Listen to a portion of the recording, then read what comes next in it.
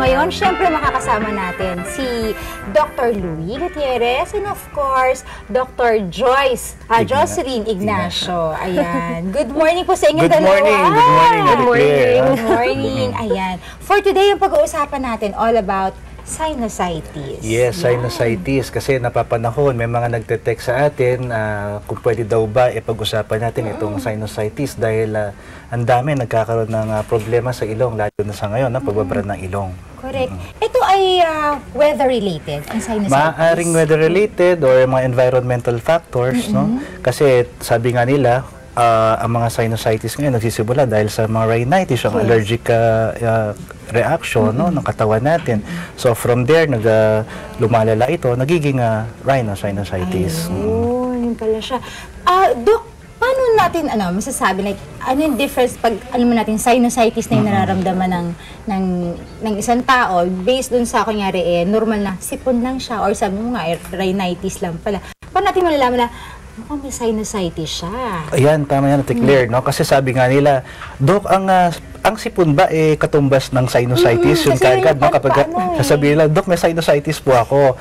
Well, yung pagsisipon, simptomas po yan. Ang tawag namin dyan rhinorrhea, no? Yung mga nasal discharges. Okay? Ito po ay isa lamang sa mga simptomas ng tinatawag nating sinusitis. Actually, ngayon ang topic natin is chronic rhinosinusitis, no? May mga iba-ibang uri yan. May acute tayo. Yung, kapag acute, mga less than 4 weeks, no? Less than a month. Oo, kapag naman chronic, katulad ng topic natin ngayon, ito kasi yung mga pangmatagalan, tumatagal ng more than 3 months, no, or 12 weeks. Oo.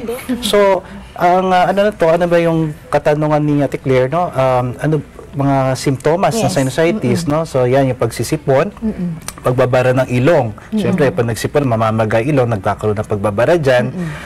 Nagkakaroon din ng minsan pananakit ng sinuses. Kanina may nabanggit ka, sumasakit yung ulo mo. Dito sa noo, sa pisngi, mabigat. Parang hindi ka pwedeng tumungo. Yes. Kasi parang malalaglag yung mata. Ganun yung pakiramdam. Oo, tapos maliban doon, yung nagbabago yung pang-amoy. Kapag nagbago yung pang-amoy, pwedeng hyposmia, ibig sabihin medyo umuunti yung pang-amoy, or anosmia, yun totally wala ng pang-amoy.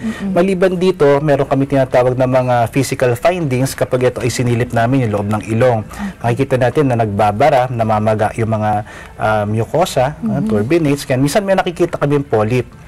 Or makikita rin natin ito mga sinyalis na ito sa pamamagitan ng tinatawag na CT scan ng paranasal sinuses. Ayun. Yung mga nababanggit yung Doc, these are one of the few things na ginagawa para ma-diagnose kung sinusitis na yung sakit na how to diagnose sinusitis.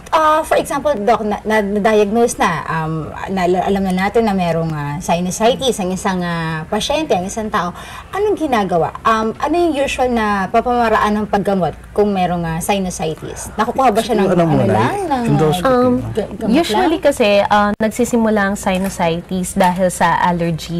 So, sinasabihan namin yung mga pasyente namin na umiwas sa mga environmental factors na nagkakos ng mga allergy, katulad ng mga pollen, alikabok, lalo na dito sa atin maraming pollution. So, kailangan minsan nagsusuot sila ng mga mask para maiwasan. Pangalawa, kung may kasamang bacterial component yung pagkakaroon ng sinusitis, ina-advise po namin na gumamit ng antibiotics.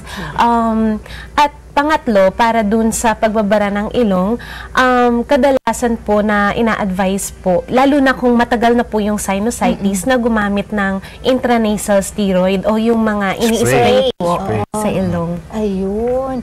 Yung mga nabanggit mo, Dr. na ways, for example, yun nga yung antibiotics, all these kailangan prescription drugs. Hindi siya pwedeng bibilhin mo lang ng, kunyari, sabi natin, self-medication, bibili ka lang ng gamot sa botika, hindi pwedeng ganon.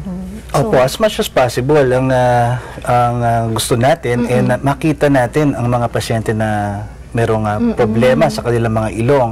Kasi baka mamaya, mali yung gamot na ginagamit nila, syempre lalo lang hindi siya cost effective, no? So lalo lang siya mapapamahal. Minsan magdudulot pa ito ng komplikasyon. Ayun. Yung Doc, nabanggit niyo kanina polyps, yung ano yung mga polyps? Para lang din dito sa kaalaman ng mga nanonood sa Oo, atin. ito yung mga bukol, no, na maaari nating makita sa loob ng ilong, dulot ng mga inflamasyon, no, sa loob ng ilong. So kapag ito kasing polyp, may grading ito, no? Grade 1 up to 4. Ngayon, depende sa grading, doon din nagmamanifest yung mga simptomas. Usually, kapag mga grade 1, grade 2, medical management yan, wala pa masyadong simptomas. Pero kapag kunwari, grade 3, grade 4, medical plus surgical management, talagang ando kasi yung simptomas ng pagbabara. So itong mga polyp na to, para siya mga ubas. Kung titignan natin through endoscopy, no, kapag na-visualize natin, meron tayong pinapasok ng mga instrumento. Ang tawag natin dito is mga rigid endoscopes. Kapag ipinasok natin ito, ma-visualize natin yung loob Sa ng ilong, ilong. pinapasok. Okay. Wala itong sakit, hindi to, usually itong procedure ito, hindi masakit, kaya pinapayuhan natin yung mga kataumbahin natin na kapag kunwari nakaramdam sila ng pagbagbara, maganda magpasilip sila, no? Maaaring gawin yung anti-rhinoscopy sa pamamagitan ng mga simpleng maneuvers, no? Pero ngayon meron tayong mga tinatawag na nasal endoscopes. Ayun. Doc, question. Baka meron mga may concern na ganito. Nagkakos ba ng sinusitis, for example? Yung may mga kakilala tayo na nagpapaayos ng ilong for aesthetic reasons. Yung anatomy ng ilong, yung nagkakos siya ng sinusitis. Sa ngayon, wala pa mga studies na sinasabi na nagkakos siya ng sinusitis. Kasi ang ginagawa kasi sa pagpapaayos ng ilong is iniiba yung forma. Ngunit yung function ng ilong ay nandoon pa rin. So, kung yung sa pamamaga, iba kasi yung dahilan ng pamamaga. Usually, allergic nga yung dahilan ng pamamaga. So, yung pagpapaayos ng ilong, wala halos kinalaman sa pagkakaroon ng sinusitis. Ayun. Pero Doc, meron, kasi I've known of some people na because of sinusitis nila, kailangang operahan. Tapos, yun nga yung sinabi, parang maliit yung daluyan na may ganun. Yung nabanggit mo, Ate Claire, ito yung mga may problema sa structure ng ilong. Maaring hindi sa forma, pero dun sa nasal septum, pero tayong tinatawag na nasal septal deviation. So, baliko yung pinakagitna ng ilong. Dahil doon, nagkakos po ng turbulent flow, no? Yung pagdaloy ng hangin, tapos ito ay maaari din mag-cause ng pamamaga sa loob ng ilong. Dahil sa mga inflamasyon na ito, ayun naman, dyan yung pagbabara, hanggang sa magdulot ito ng sinusitis. Ayun pala. Tapos Doc, ganito, for example, nagamot yung sinusitis. Ngayon lang nagkaroon ng sinusitis, may pagkakataon po ba na bumalik yung sinusitis? Mga sinusitis, yung katulad ng sequelae niya, yung polyp, mataas yung chance niya na bumalik. That's why yung mga polyp, gine-grade namin yan from 1 to 4 kasi kung grade 3 or grade 4, ina-advise na sila usually na magpa-opera. And hindi ibig sabihin na pag nagpa-opera, hindi siya bumabalik. Mataas yung chance niya na bumalik. So, kung kunwari, grade 1 and grade 2 din, mga mababang grade, ginagamot muna, ngunit mataas din yung chance niya na lumaki or bumalik. So, parang may maintenance. Tama. Tsaka syempre, kapag nandiyan pa rin yung mga allergens, no, chronically naka-expose siya doon, lalo na mayroon tayong mga pasyente, mga chronic smokers, no? Yan, Yes, talaga namang na-irritate yung kanyang mukhang may pinapatama ka. Totoo. Sabi nga natin dito, may mga kakilala tayo na nanonood sa atin na alam nilang kahit masama sa health yung paninigarilyo. Pero, ginagawa pa rin nila. Ayan, isa ang chronic smoking. Yes, syempre, panatiliin nating malinis ang ating kapaligiran. No? Meron din dyan yung mga may allergy, no? Yung mga may asthma. Ayan, so lahat na yan, nagko-contribute para matrigger itong tinatawag na rhinosinusitis. Ayun. Tapos, Doc, may question tayo dito. Meron daw po ba complications yung mismong pagpaparaan ng pagpapagamot ng sinusitis? Pagpapagamot, okay, yung operasyon. Yes. Pero sa operasyon, ang tawag natin dito is endoscopic sinus surgery.